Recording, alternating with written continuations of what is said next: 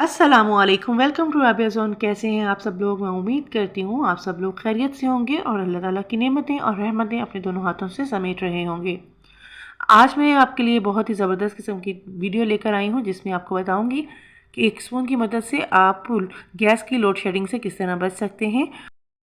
इसके अलावा मैं आपको बताऊँगी कि जूसर के जो नीचे के हिस्से होते हैं, इनके अंदर जो इस तरह से ब्राउन स्पॉट्स लग जाते हैं, इनको किस तरह से साफ़ किया जाए।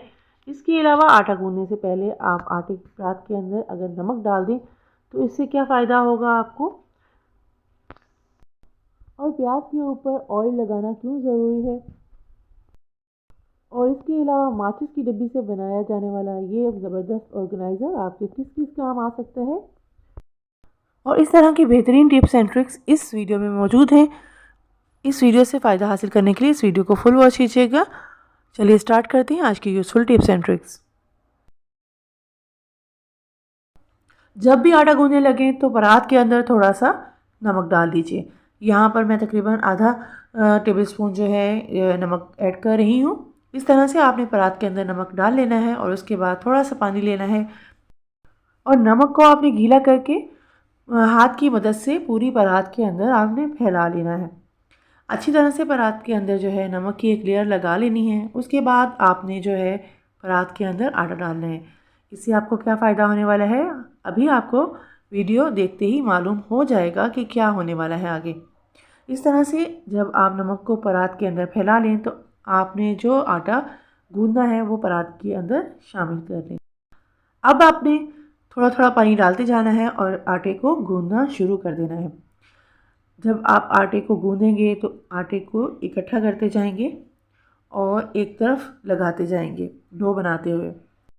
इस दौरान आप देखेंगे कि परात में आटा जो है वो चिपकेगा नहीं, बल्कि आटा आराम से परात से अलग हो जाएगा और परात बिल्कुल साफ़ रहेगी।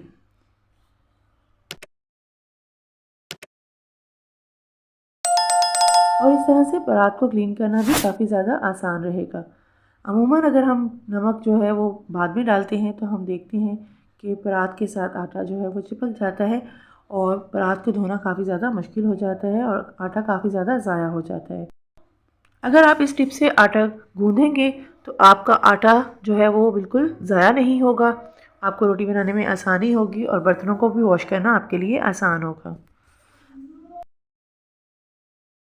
जब हमारे पास मैच बॉक्स जो है वो ख़ाली हो जाती हैं तो हम इनको फेंक देते हैं, लेकिन मैं आपको आज मैच बॉक्स का इस्तेमाल करते हुए एक बहुत ही ज़बरदस्त किस्म का जो है ऑर्गेनाइज़र बनाकर दिखाने वाली हूँ। आप भी ये ऑर्गेनाइज़र ज़रूर बनाइएगा, ये आपके बहुत ज़्यादा काम आने वाला है।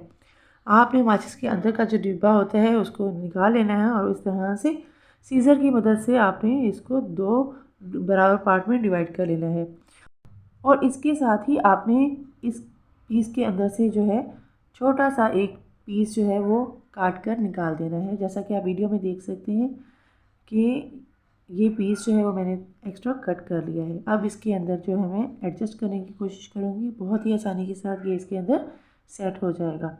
इस तरह से दो पार्ट में एक मैच बॉक्स जो है वो डिवाइड हो जाती है। अब आप इस मैच बॉक्स को किस तरह से इस्तेमाल करेंगे, आप इसके अंदर जो है अपनी मेडिसिन को रख सकते हैं। जैसा कि हम जो है किसी को मॉर्निंग और इवनिंग में जो मेडिसिन वगैरह देते हैं तो उनको अलग अलग रखते हैं और अमूमन भूल जाते हैं कि हमने मॉर्निंग में कौन सी लेनी है और नाइट में कौन सी लेनी है या आफ्टरनून में कौन सी लेनी है। तो इस तरह से ये देखिए आपके पास दो पार्ट जो हैं वो आ गए हैं। तो आप एक में मॉर्निंग वाली रख लीजिए और एक में जो नाइट वाली है या आफ्टरनून की है तो आप वो रख लीजिए, ठीक है। और इस तरह से आपके पास जो है बहुत ज़बरदस्त किस्म का एक ऑर्गेनाइज़र बन के रेडी हो गया है। अमूमन घरों में जो बुज़ुर्ग वगैरह होते हैं उनको परेशानी होती है दवाई को निकालने में कि मॉर्निंग में कौन सी खानी है और दोपहर में कौन सी खानी है और नाइट में कौन सी लेनी है। तो आप इस तरह से ऑर्गेनाइज़र बनाकर रेडी कर लीजिए और इसमें पार्टीशन करके जो है आप उनको बता दीजिए कि कौन सी आपने मॉर्निंग में खानी है और कौन सी आपने नाइट में खानी है। इस तरह से उनके लिए भी काफ़ी ज़्यादा आसानी हो जाएगी। इसके अलावा इस तरह से ऑर्गेनाइज़र बनाकर आप रेडी कर लें। अगर आप सफ़र वगैरह पे जाते हैं, कहीं जाना है आपको, तो आप इस तरह का ऑर्गेनाइज़र बनाकर जो है उसके अंदर अपनी मेडिसिन वगैरह रख सकते हैं। इस तरह से आपको मेडिसिन को कैरी करना भी आसान हो जाएगा। इन बॉक्सेस का पार्टीशन पर आप मेडिसिन की टाइमिंग भी लिख सकते हैं, जैसे मॉर्निंग आफ्टरनून और नाइट वगैरह। अगर आप 2 पार्टीशन की मेडिसिन इस्तेमाल करते हैं तो फिर आपके लिए एक बॉक्स ही इनफ होगा। और अगर आप की मेडिसिन के 4 डिफरेंट पार्ट्स में आप डिवाइड करते हैं, मतलब 4 डिफरेंट टाइमिंग्स में आप मेडिसिन लेते हैं, तो 2 माचिसों को जोड़ लीजिए किसी डबल प्लेट टेप की मदद से। इस तरह से आपके पास 4 इन 1 मेडिसिन ऑर्गेनाइज़र रेडी हो जाएगा। आप इस ट्रिप को ज़रूर ट्राई कीजिएगा। जूसर जग के नीचे जो बेस होती है, हम जूसर वगैरह के जो जग होते हैं उनको अच्छी तरह साफ़ कर लेते हैं, लेकिन ये बेस हम सही तरह से साफ़ नहीं कर पाते, इसको हमेशा इग्नोर कर देते हैं। आप इस बेस के ऊपर जो है हार्पिक डाल दीजिए थोड़ा सा, और ब्रश की मदद से इस तरह से फैला दीजिए। हार्पिक आपने वॉशरूम वाला इस्तेमाल नहीं करना, बल्कि किचन की सफाई के लिए आपने अलग से हार्पिक की बोतल रख लेनी है, क्योंकि किचन में हार्पिक का काफ़ी ज़्यादा इस्तेमाल होता है। जूसर के जो बेस होता है उसके ऊपर आपने हार्पिक लगाकर इसको तकरीबन 10 मिनट के लिए छोड़ देना है। 10 मिनट के बाद आपने किसी पुराने टूथब्रश के साथ जो है इसकी क्लीनिंग करनी है। हल्का सा रब करेंगे, आप देखेंगे कि जितनी भी मैल कुचैल होगी मुकम्मल तौर पर अंदर से निकल जाएगी, क्लीन हो जाएगी, तमाम डर्ट ख़त्म हो जाएगी और इसका जो पीलापन है वो भी दूर हो जाएगा। अब आपने जो है इसको वॉश करना है, और वॉश करके आप देखेंगे कि इसका रिज़ल्ट आपके सामने है। पहले ये कितनी ज़्यादा गंदी थी, अब ये कितनी ज़्यादा क्लीन हो चुकी है और इसकी मैल कुचैल भी मुकम्मल तौर पर रिमूव हो गई है। ये टिप आपके लिए बहुत ही यूज़फुल रहेगी। जब भी हम ऑमलेट वगैरह बनाते हैं तो हम ज़्यादा प्याज इस्तेमाल नहीं करते, अमूमन आधा प्याज ही हमारा इनफ होता है, और बाकी बचा हुआ आधा प्याज जब हम फ्रिज में रख देते हैं तो फ्रिज के अंदर से स्मेल आने लग जाती है, या फिर अक्सर औक़ात आधा प्याज जो है वो ज़ाया हो जाता है।